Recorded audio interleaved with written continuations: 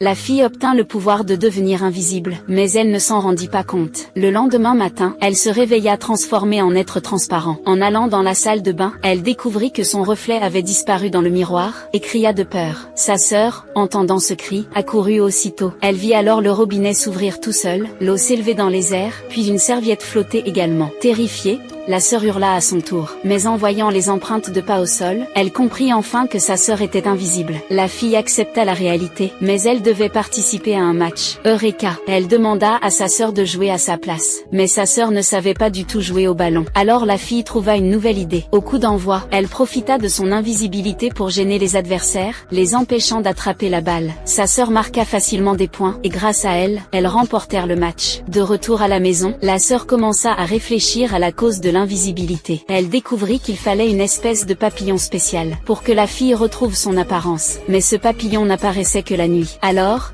les deux sœurs se rendirent au parc pour capturer l'insecte. La fille grimpa sur une branche, tendant la main pour l'attraper, mais le papillon agile l'esquivait toujours, ce qui rendait la sœur très nerveuse. Au moment où la capture semblait réussie, la fille glissa et tomba de l'arbre. Sa sœur se précipita pour l'aider et essuya la boue de son visage. À cet instant, le corps de la fille réapparut brièvement, mais le papillon avait disparu. La sœur était très attristée. Alors que tout espoir semblait perdu, la fille réussit à enfermer un papillon dans sa paume. Elle retrouva aussitôt son apparence.